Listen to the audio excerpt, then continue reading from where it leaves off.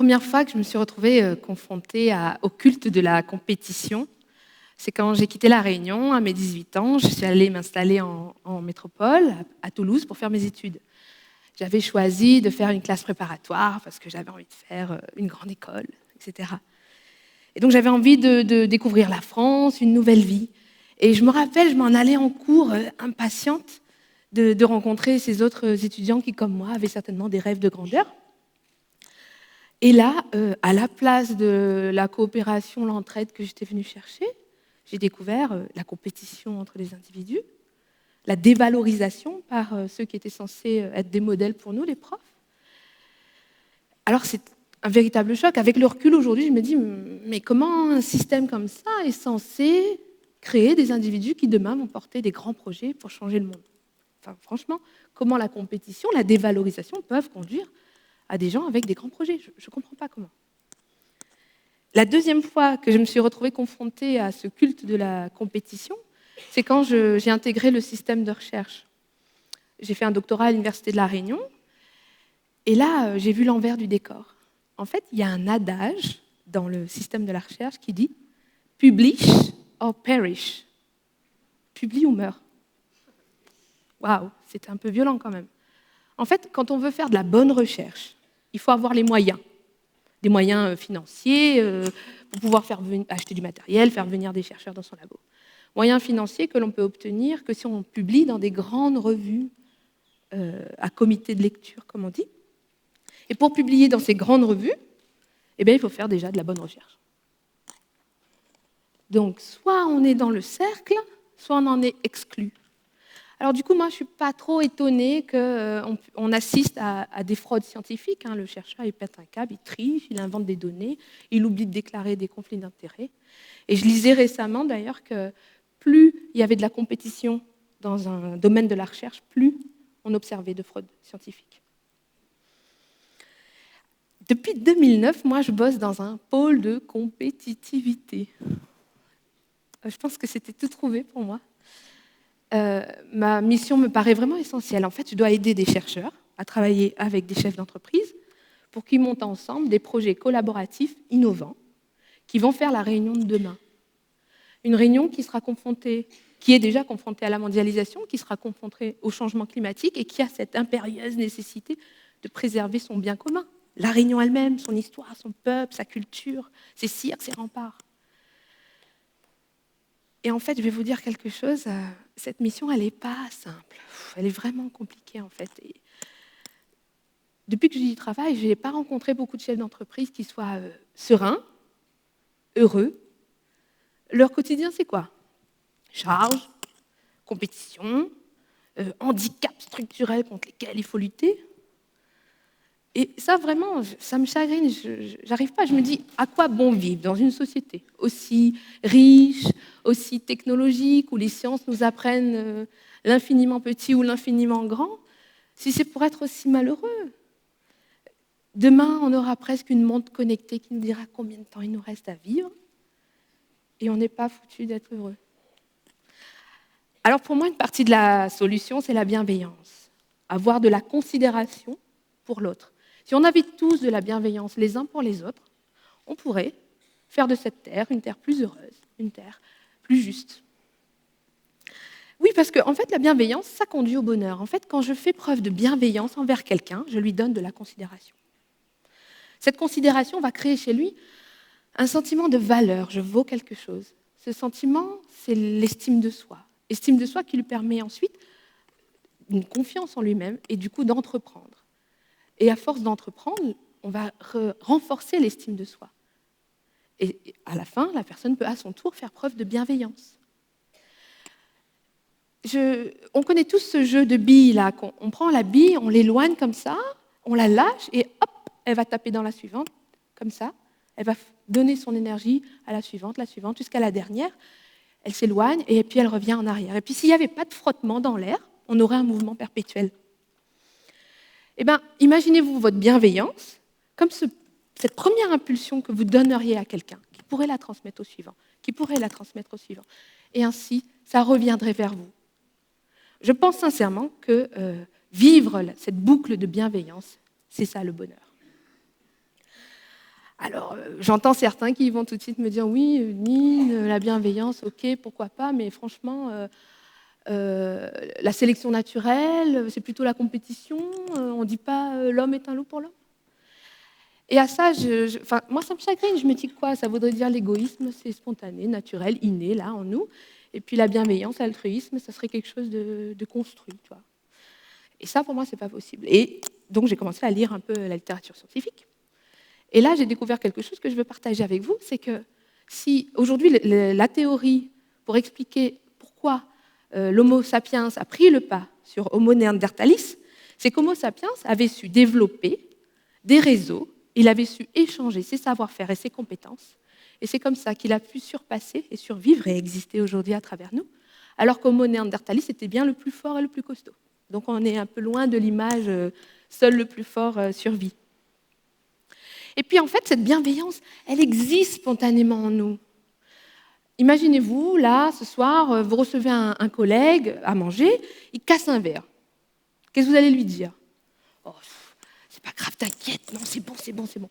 Ça, c'est cette bienveillance qu'on a en fait en chacun de nous. Donc oui, la bienveillance, c'est naturel, on l'a en chacun de nous. Ok, d'accord, je veux bien l'admettre, mais concrètement, on fait comment? Alors, pour apprendre à devenir bienveillant, moi, c'est d'abord passer par une prise de conscience. Je suis maman de 2 enfants, 3 ans, 18 mois, et je vous avoue, c'est pas facile tous les jours, c'est même assez compliqué. En fait, j'étais un peu tiraillée comme ça entre 2 visions de l'éducation. Une vision qui était dictée par la société, qui me dit ouais, obéissance avant tout.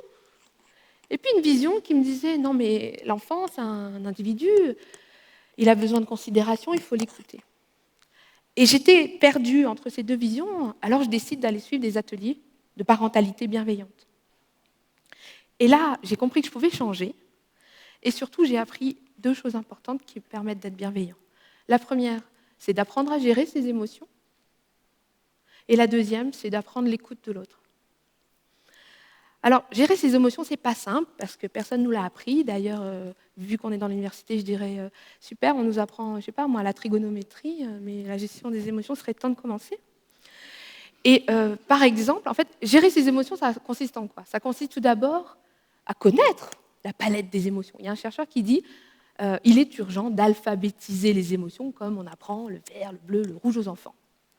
Effectivement, la colère, la tristesse, la peur, la joie et toutes les nuances. Il faut apprendre ce que c'est. Deuxième étape, reconnaître là tout de suite qu'est-ce qui se passe en nous. Quelle est l'émotion qui nous traverse? Je vais vous donner je vous invite à faire cet exemple. Vous passez une très mauvaise journée au bureau, ça ne s'est pas bien passé avec les collègues, tout ça, on connaît tout ça. On rentre à la maison, pas content, on va voir notre conjoint, on lui raconte et tout, et là il nous sort quoi? Oh attends, c'est pas grave, il y a pire dans la vie. Là, qu'est-ce qui se passe? Le ventre se noue, le cœur bat fort, on dirait que je manque d'air. Je suis en train de me mettre en colère. Je me mets en colère parce que je n'ai pas eu de la considération de la personne et je l'attendais, cette considération. Légitimer ce que je ressens, je suis en train de me mettre en colère, laisse-moi me mettre en colère. Et donc voilà, apprendre à gérer ses émotions, c'est ça, la reconnaître, l'admettre, l'accueillir, dire tiens, c'est ça là, qu'est-ce qui se passe? On se laisse traverser et c'est passé. Première compétence à acquérir, et la deuxième, c'est l'écoute.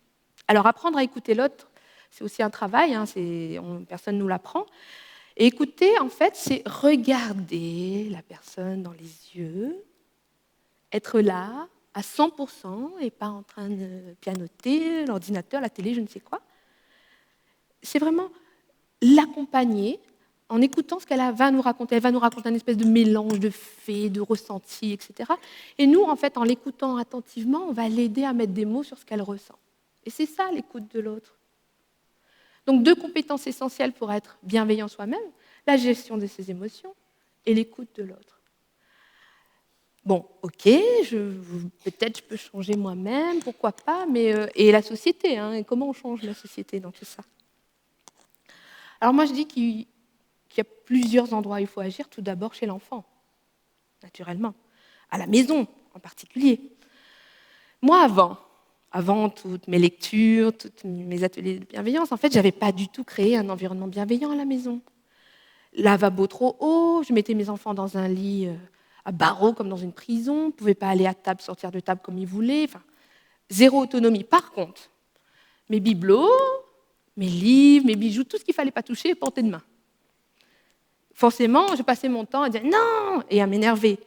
En fait, je n'avais pas créé d'environnement bienveillant. Et à force de lecture, je vous invite à lire un peu ce qu'écrit Maria Montessori, par exemple. Je me suis rendu compte qu'il faut créer cette ambiance bienveillante à la maison. Et donc, chez moi, tout a changé. Avec mon conjoint, on a revu notre organisation pour créer ce sentiment de bienveillance chez notre enfant, chez nos 2 enfants.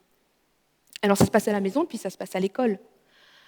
Il y a de nombreuses expérimentations menées. Alors, il y en a une en Gennevilliers par Céline Alvarez, et puis il y en a aussi à La Réunion, où en fait, on crée un environnement de réussite pour l'enfant dans la classe. Ça passe par un travail et un suivi individualisé et du matériel adapté aux capacités physiques et cognitives de l'enfant. Et quand on fait ça, eh bien, l'enfant il développe spontanément de la bienveillance et de l'entraide pour les autres. Créativité et estime de soi. Je trouve ça puissant, moi. Un dernier volet sur lequel il faut développer la bienveillance, c'est dans nos relations professionnelles. Moi, aujourd'hui, quand je reçois un chercheur, quand je reçois un chef d'entreprise, je les accueille avec cette bienveillance. Je leur souris, je leur demande comment ils vont, et j'écoute ce qu'ils me disent. Et en fait, si on veut travailler ensemble après, on est obligé d'accueillir l'état dans lequel ils sont au préalable.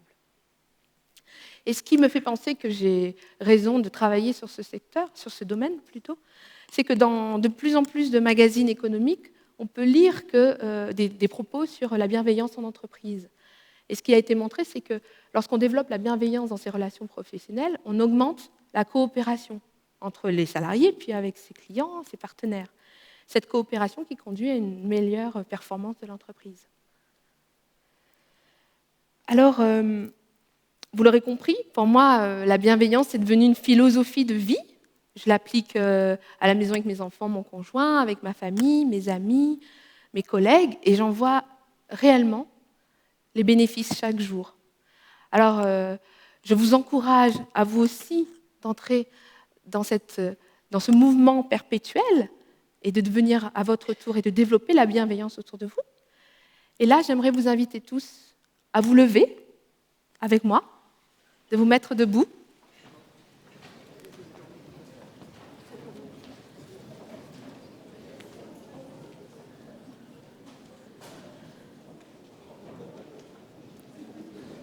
Là, mon cœur bat fort, fort même. De prendre une très grande inspiration, de ressentir ce qui se passe en vous, de souffler, de sourire et de regarder vos voisins de droite et de gauche avec bienveillance. Merci.